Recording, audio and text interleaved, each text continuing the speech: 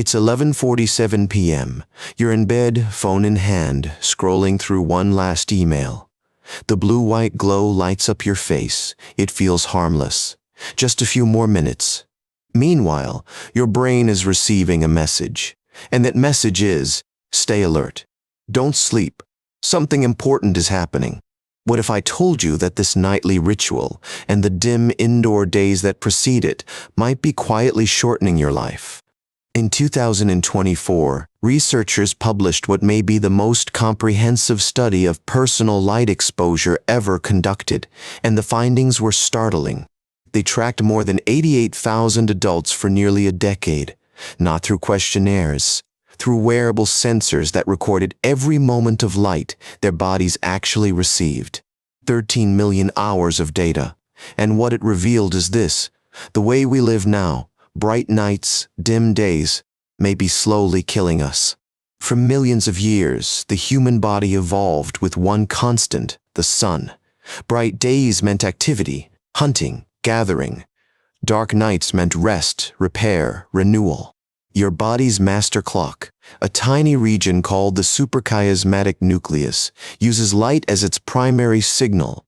Light tells it when to wake you up. Darkness tells it when to shut down. This isn't just about sleep. This clock coordinates hormone release, metabolism, immune function, DNA repair, virtually every system in your body. But here's the problem. Modern life has fundamentally disrupted this ancient system. We spend roughly 90% of our time indoors now. During the day, we sit under lighting that's often 10 to 100 times dimmer than natural sunlight. Even on a cloudy day, outdoor light is dramatically brighter than most indoor spaces. Then at night, we flip the equation. Screens, overhead lights, LEDs. We're bathing ourselves in artificial brightness during the hour's evolution designed for darkness. Researchers call this circadian confusion. Your body literally doesn't know what time it is anymore, and the consequences go far beyond feeling tired. The study, published in the Proceedings of the National Academy of Sciences, used data from the UK Biobank, one of the largest health databases in the world. Between 2006 and 2010, participants wore light sensors on their wrists for 7 consecutive days, every moment of brightness and darkness recorded. Then researchers followed them for a median of 9.5 years, tracking who lived, who died, and most importantly, what killed them. The results were striking. People exposed to the brightest light at night had mortality risks 15 to 34% higher than those in the dimmest conditions. But here's where it gets more concerning. When researchers looked specifically at cardiometabolic deaths, heart disease, stroke, diabetes, the numbers climbed even higher. Those in the brightest nighttime light environments face cardiometabolic mortality risks 22 to 46% higher, nearly half again the risk. And the timing mattered enormously. Light exposure between 2:30 and 30 and 1. The biological dead of night was associated with a 67% higher risk of cardiometabolic death. Think about that. Being awake and exposed to bright light at 2:30 a.m., whether from shift work, insomnia, or just late-night scrolling, may increase your risk of dying from heart disease by 2/3. But the study revealed something equally important on the other side of the equation. Daylight, actual, natural daylight, appears to be profoundly protective. People with the highest daytime light exposure had all-cause mortality risks 10 to 34% lower. They simply died less often from everything. For cardiometabolic deaths specifically, the protective effect was even stronger, risks 16 to 39% lower among those getting the most daylight. The researchers were careful to note these effects were independent. Nighttime brightness hurt people, even if they got plenty of daylight. Daytime dimness hurt people, even if their nights were dark. This wasn't just about sleeping well. Even after controlling for sleep duration and efficiency, the light effects remained. Light appears to affect our biology directly, not just through sleep. So what's actually happening in your body when light hits at the wrong time? The cascade is more complex than we once thought. When light enters your eyes at night, especially the blue-white light from screens and LEDs, it suppresses melatonin production. Melatonin isn't just a sleep hormone. It's a powerful antioxidant and anti-inflammatory. Nighttime light exposure also raises cortisol, your stress hormone, at exactly the hours when it should be at its lowest. Your body enters a state of low-grade alert when it should be repairing. And perhaps most significantly, it shifts your glucose metabolism. Multiple studies have shown that eating the same meal at night under bright light produces higher blood sugar spikes than eating in dim conditions. The mental health implications are equally concerning. A 2025 meta-analysis found that for every additional lux of artificial light at night, depression risk increased by more than 3%. That same analysis connected nighttime light to anxiety disorders, PTSD symptoms, and disrupted mood regulation. The darkness we've banished from our lives appears to have been serving a purpose. Now, I want to be clear about something important. This study is observational. It shows association, not definitive causation. It's possible that people who are already sick spend more time awake at night, that shift workers have other health-compromising factors, that insomnia is the cause, not the light. But the researchers controlled for many of these factors: sleep duration, sleep quality, physical activity, socioeconomic status, and the light effects persisted. Something about the light itself seems to matter. And this aligns with decades of laboratory research. Controlled experiments in humans have shown that light exposure at night disrupts hormones, metabolism, and immune function in real time, not just correlationally. So what can you actually do about this? The good news is that the fixes aren't complicated. They don't require special equipment or supplements. They require intention.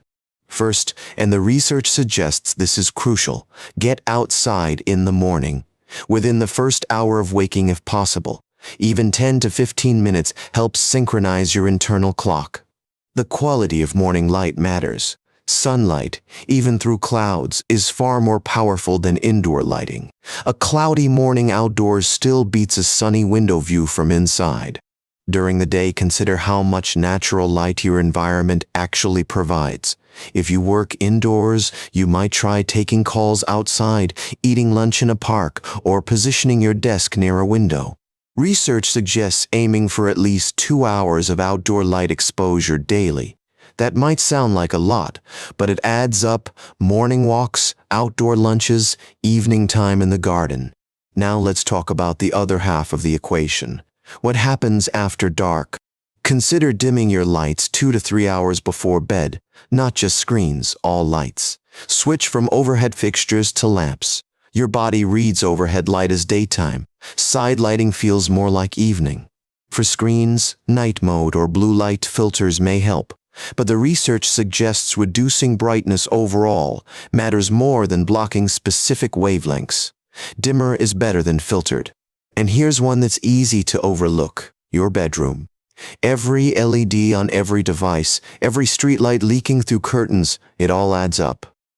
Make the room truly dark. One specific finding from the study deserves attention. Light between 2:30 and 3 a.m. showed the strongest mortality association. If you're getting up at night, you might want to keep it dark. Red or amber night lights in hallways and bathrooms may help preserve darkness while keeping you safe.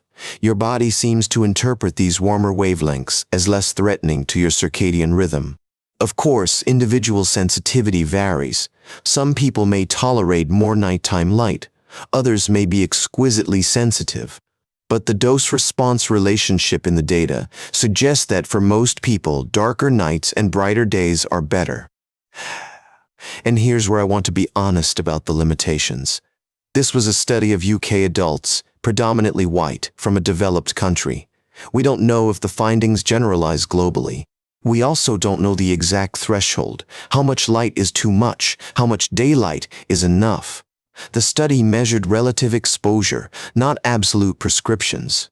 This is why it matters to talk to your doctor, especially if you do shift work, have sleep disorders, or are managing conditions like depression or diabetes. Your situation may require personalized guidance. What we do know is that this represents 13 million hours of objective data, not self-reported, not estimated, but actually measured. That's an unprecedented level of evidence for light exposure research. And the findings align with something many of us intuitively sense: We weren't built for this. We weren't built to spend our days in dim boxes and our nights bathed in artificial brightness. The good news is that reconnecting with natural light patterns doesn't require a radical life change. It requires small, consistent adjustments: morning sunlight, evening dimness, dark bedrooms. If you found this information valuable, consider subscribing. We cover research like this every week, findings that can actually change how you live, not just what you know. We evolved under skies that were blazingly bright during the day and genuinely dark at night. For the first time in human history, we've reversed that pattern. Maybe it's time to flip the equation back. Brighter days, darker nights. It's not complicated. It may just be important. This content is for informational purposes only and is not a substitute for professional medical advice. Always consult your doctor before making changes to your health routine. Until next time, sleep well, and maybe step outside tomorrow morning before you reach for your phone.